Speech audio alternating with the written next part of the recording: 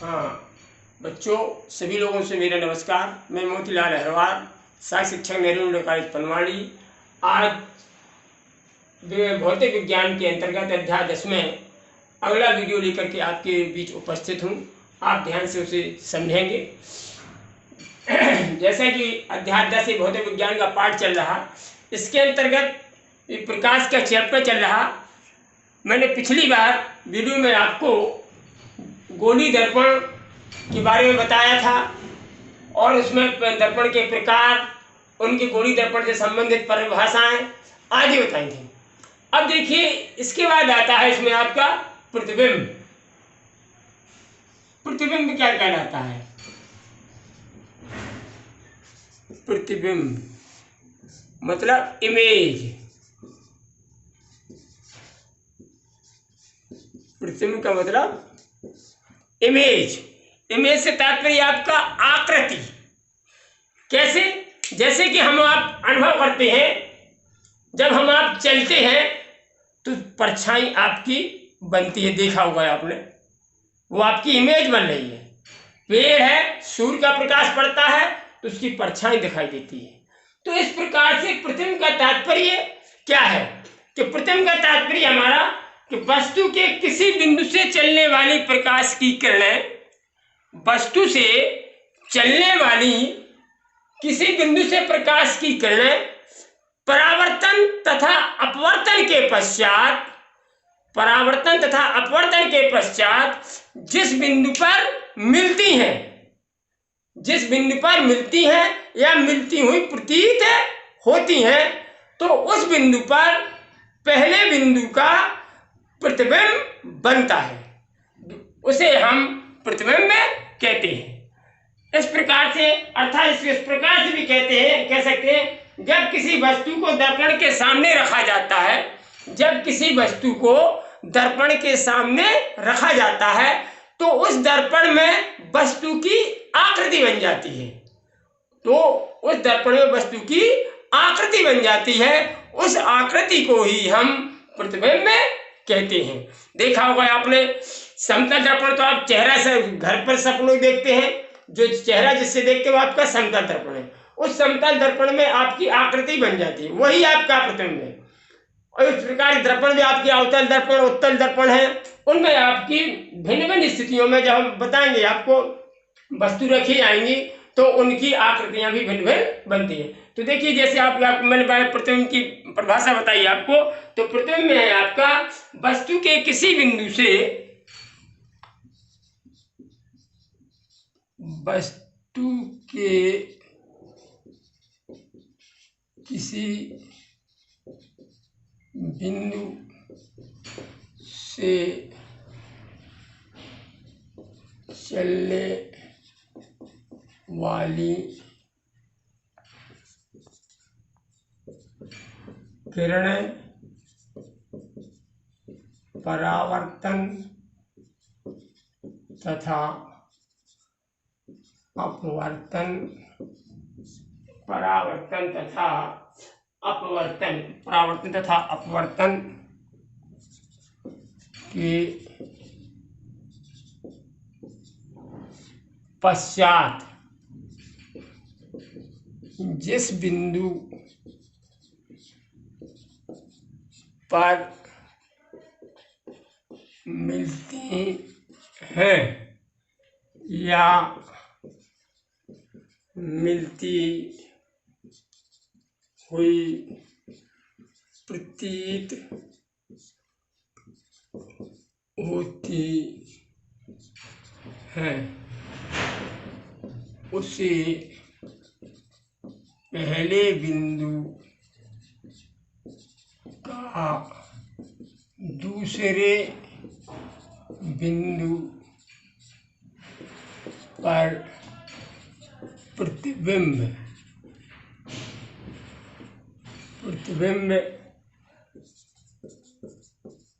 कहते।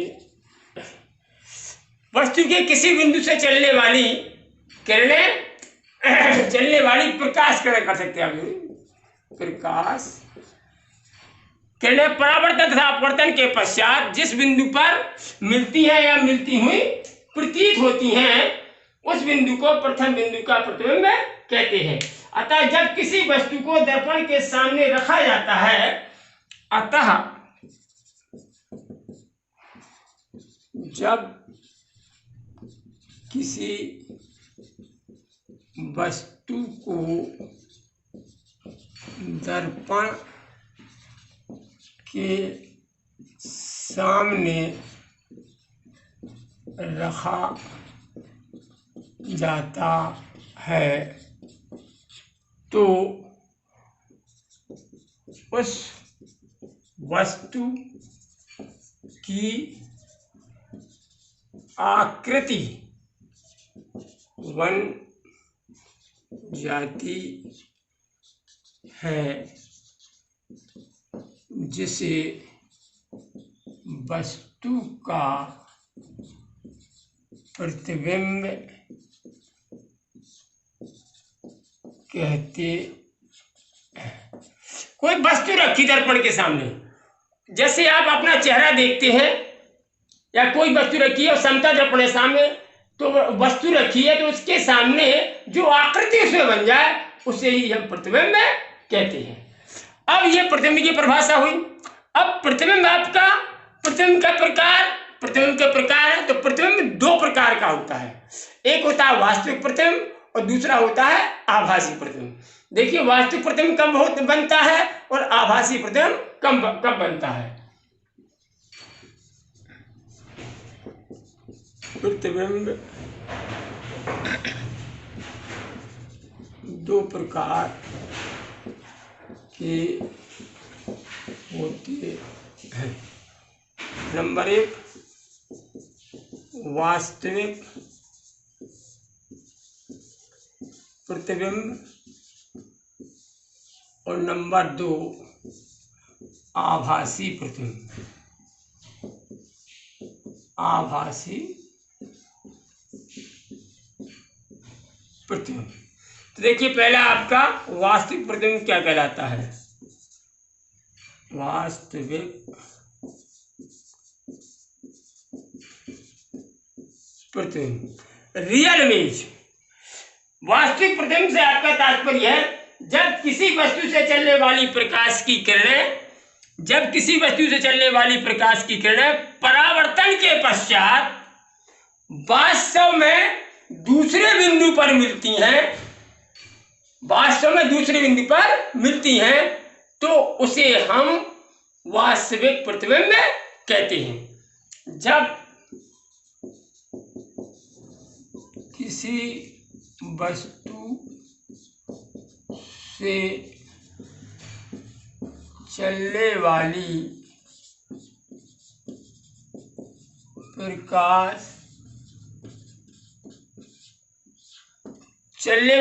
प्रकाश किरणें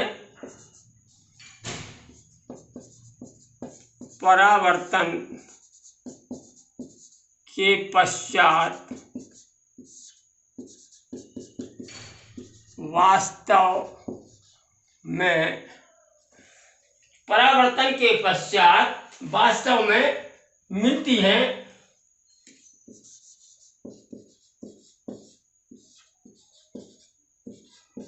तो दूसरे बिंदु पर बने प्रतिबिंब को वास्तविक प्रतिबिंब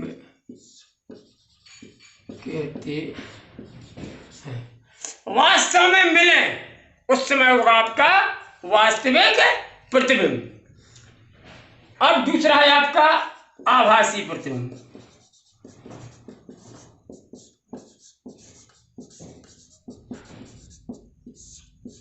देखिए आभासी प्रतिबिंब क्या है।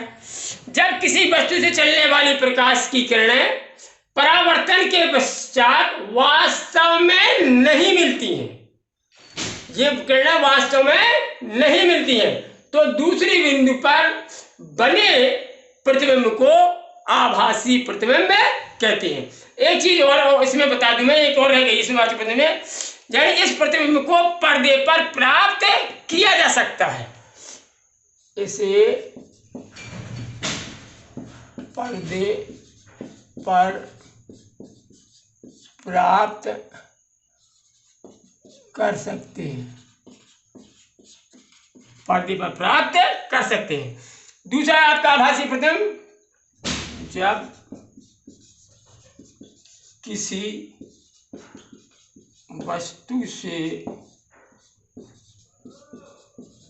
चलने वाली प्रकाश किरणें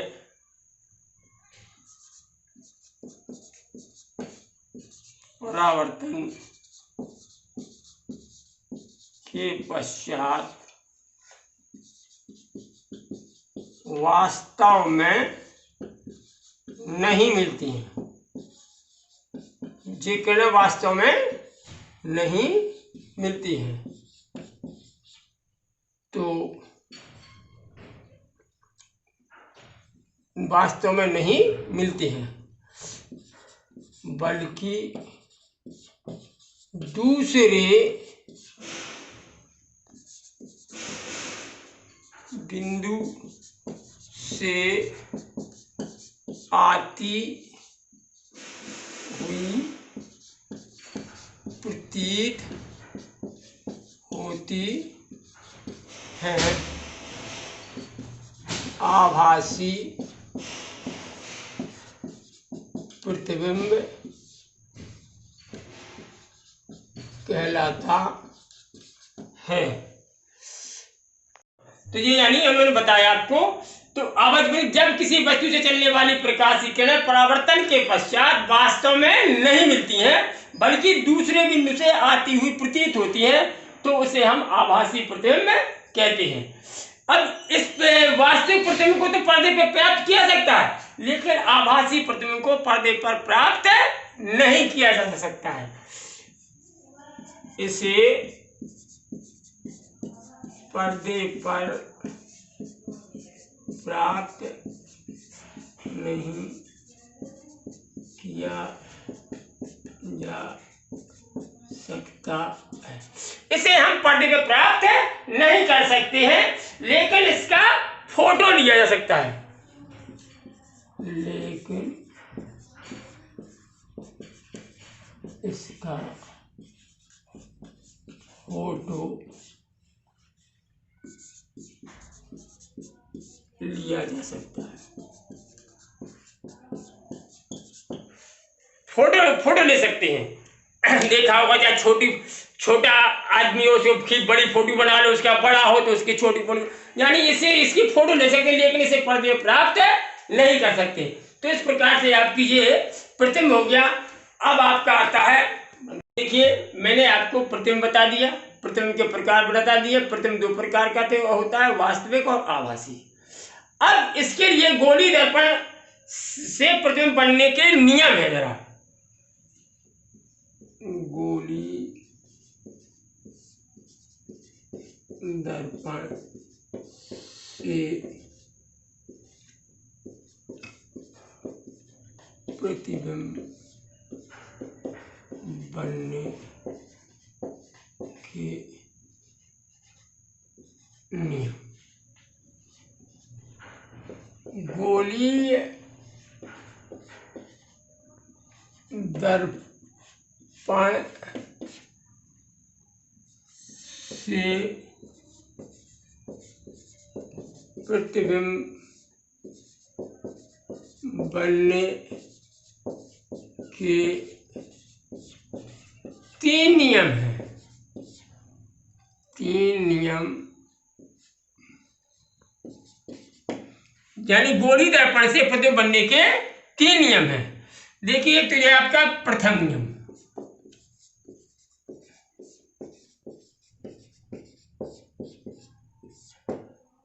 प्रथम नियम में क्या है, दर्पण दोनों आपके अवतल दर्पण और उत्तल दर्पण है। तो देखिए अवतल दर्पण में इसमें क्या होता है कि दर्पण से मुख अक्ष के समांतर आने वाली किरणें ये आपका अवतल दर्पण है, इस प्रकार से बना दे। ये आपका अवतल दर्पण है।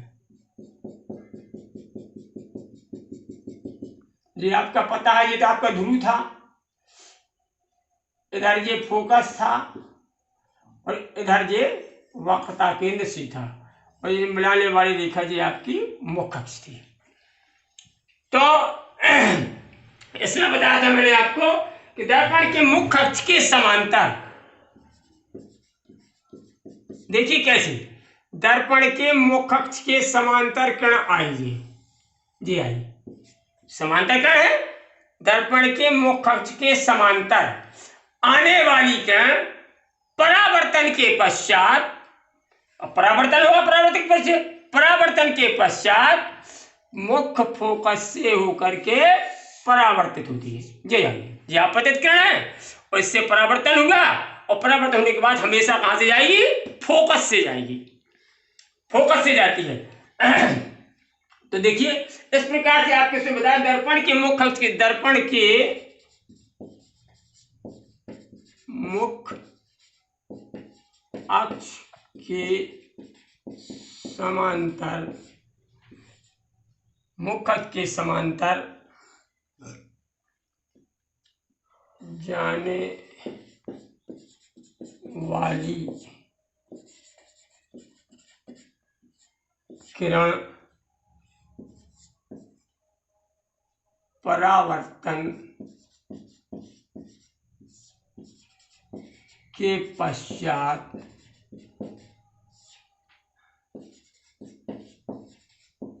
फोकस F से होकर जाती है। ये किसमें है? अवतल दर्पण में। ये आपका है अवतल दर्पण। अवतल दर्पण में फोकस से जाती है। अब दूसरा इसी में बता दिया, अगर मान लो उत्तल दर्पण है, ये आपका उत्तल दर्पण, इस तरफ इसमें ये पालिस है, ये ध्रुव कहलाता है, इसका इधर फोकस है, ये फोकस है और ये वक्रता केंद्र सी है, ये मुख्य अक्ष था। इस प्रकार से ये पूरा आपका मुख्य अक्ष था, ये ध्रुवी था। तो देखिए उन्हें बताया मुख्य अक्ष के समांतर किरण आई, मुख्य अक्ष के समांतर जी आई किरण, और परावर्तन के पश्चात ये चली गई, ये चली गई। तो ये किरण कहां से? फोकस से आती हुई प्रतीत होती है कि फोकस से आ रही है। ये किसमें है? ये उत्तल दर्पण में, उत्तल दर्पण। तो लिख सकते हैं हम, इसी में बता सकते हो, ये है आपका अवतल दर्पण में। किसमें? ये अवतल दर्पण में।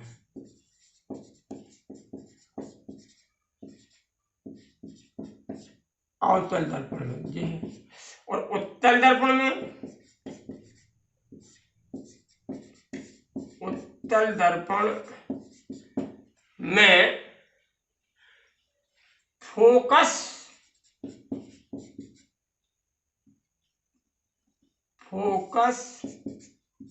से आती हुई प्रतीत होती है, प्रतीत होती है। यही दर्पण के मुख्य के समांतर जाने वाली क्या? परावर्तन के पश्चात फोकस से आती हुई प्रतीत होती है। फोकस कौन? F, ध्यान रखना, फोकस F से आती हुई प्रतीत होती है। तो ये आपका प्रथम नियम था। अब आपका द्वितीय नियम है। द्वितीय नियम, अभी तो आई थी मुख्य अक्ष के समांतर, और दूसरी द्वितीय नियम में है मुख्य फोकस से होकर जाने वाली किरण। उल्टा है इसका, दर्पण के मुख्य फोकस से आने वाली किरण परावर्तन के पश्चात मुख्य अक्ष के समांतर जाती है। ये किसमें? इसी में बता दे रहे हम, अवतल दर्पण में। अवतल दर्पण में तथा याद कीजिए आपके अवतल दर्पण में। और उत्तल दर्पण में आपके किस प्रकार से होगी? उत्तल दर्पण में आपके प्रकाश के दर्पण से परावर्तित होकर मुख्य अक्ष के समांतर जाती है।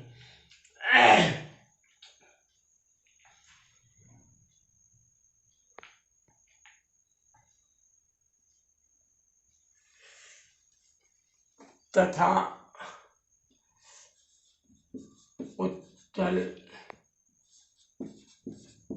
दर्पण, हाँ तो देखिए बताया आपने अवतल दर्पण में तथा उत्तल दर्पण में फोकस से आने वाली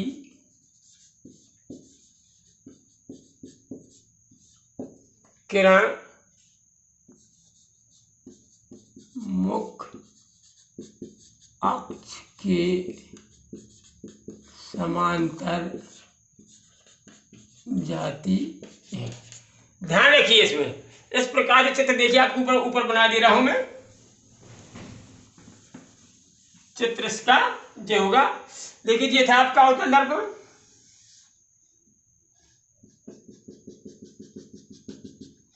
ये आपका उत्तल दर्पण था। अवतल दर्पण और ये आपका उत्तल दर्पण। ये मुख्य अक्ष था, इधर था आपका ये फोकस, और इधर था वक्रता केंद्र सी। इस प्रकार इसमें भी इधर था इसका फोकस, इधर वक्रता केंद्र। एक ध्यान रखना, मैंने उसमें बताया था ये वक्रता केंद्र फोकस का दुगना होता है। ये दूरी वक्रता त्रिज्या होगी पूरी, तो इस फोकस दूरी की दुगनी होती है। तो जितनी है और देखो यहाँ तक उतनी, लेकिन ये दोनों दूरी कैसी होगी? बराबर होना चाहिए आपस में, ये नहीं। तो देखिए इसमें बताया मैंने कि फोकस से आने वाली किरण, यही बताया था दर्पण के मुख्य फोकस से आने वाली किरण, जे आई फोकस से, और दर्पण जे आई फोकस से किरण, ये आई और परावर्तन के पश्चात मुख्य अक्ष के समांतर परावर्तित हो जाती है। चलिए मुख्य अक्ष के समांतर ध्यान करना है आपको, क्यों कि जब इसकी स्थितियां बताएंगे तो इसमें जब वस्तु रखी होगी तो कौन सी किरण कहां से जाना है, इन्हीं किरणों की आपको आवश्यकता होगी कि फोकस से आने वाली किरण, फोकस से आने वाली किरण दर्पण से परावर्तन के पश्चात हमेशा मुख्य अक्ष के समांतर जाती है। इसी प्रकार से आपको उत्तल दर्पण में, उत्तल दर्पण में जी आई किरण, जी आई कहां से? फोकस से आती, ऐसे रही फोकस से आ रही और जो मुख्य अक्ष के समांतर जाती है, मुख्य अक्ष के परावर्तित हो जाती है, मुख्य अक्ष के समांतर चली जाती है। तो इस प्रकार से आपको ये स्थिति आपको ध्यान रखना करना है। अब इसके बाद तीसरी स्थिति इसकी और है। तीसरी तृतीय नियम में देखिए, दर्पण के आपके वक्रता केंद्र से जाने वाली किरण, देखिए ये बना दे रहा हूं नीचे से, ये आपका अवतल दर्पण है और ये आपका उत्तल है। अवतल, ये आपका उत्तल, अवतल दर्पण, और ये है उत्तल दर्पण, ये मुख्य अक्ष है, इसका ये मुख्य अक्ष है। इसमें आपका ये था ध्रुव, ये आपका इधर जब फोकस और इधर था वक्रता केंद्र, ऐसी इसमें ये फोकस और ये वक्रता केंद्र। तो इसमें है कि वक्रता केंद्र से आने वाली किरण, वक्रता केंद्र से होकर जाने वाली किरण परावर्तन के पश्चात उसी मार्ग से परावर्तित हो जाती है।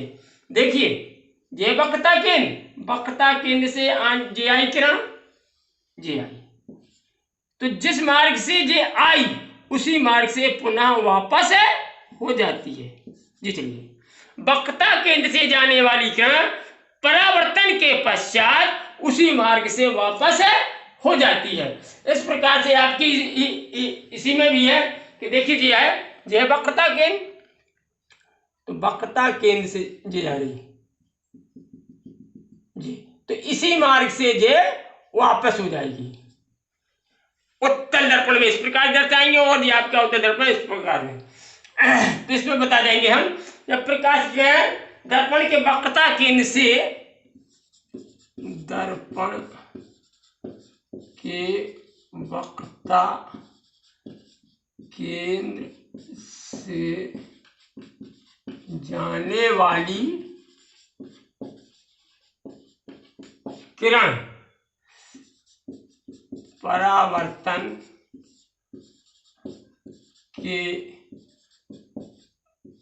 पश्चात उसी मार्ग से वापस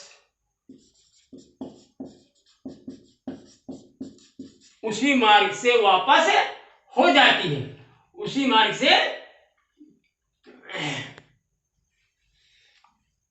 से वापस हो जाती है।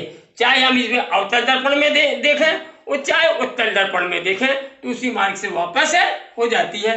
इस प्रकार से आपके इसके 3 नियम थे प्रतिबिंब बनने के, गोली दर्पण से प्रतिबिंब बनने के। अब गोली दर्पण से प्रतिबिंब का बनना है, इसकी स्थितियां हैं। इस प्रकार से बच्चों, अब आप ध्यान देकर के अपने नोट्स बनाते जाएं और तैयारी करते जाएं इसकी। यदि कोई इसमें चीज समस्या है और कोई चीज समझ में नहीं आ रही, तो आपके पास जो व्हाट्सएप के माध्यम से या जो आपका ग्रुप बना हुआ है, ग्रुप के माध्यम से मुझसे अवगत करा सकते हैं, तो मैं आपकी समस्या को हल भी करूंगा। तो इसलिए आप लोग लगनशीलता के साथ जो शासन के आदेश हैं उसके मुताबिक आप तैयारी करते जाइए और अपने नोट्स बनाते जाइए। धन्यवाद, नमस्कार।